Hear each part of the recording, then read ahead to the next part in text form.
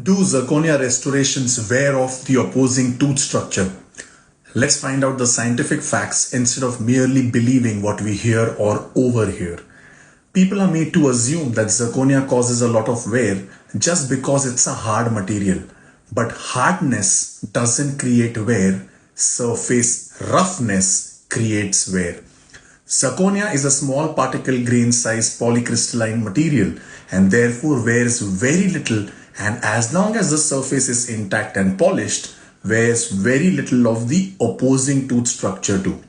Of course, the combination of hardness and roughness isn't good, but no problem when polished. In fact, some silica-based ceramics with large crystals cause more wear than zirconia. Glazed polish then subsequently reglazed zirconia showed significant opposing enamel wear, and veneering porcelain demonstrated the most wear of the opposing tooth structure. On the other hand, polished zirconia is wear friendly to the opposing tooth. Glazed zirconia caused more material and antagonistic wear than polished zirconia. That's why I too prefer to have functional zirconia surfaces well polished. Hope that helps. See you soon. Take care.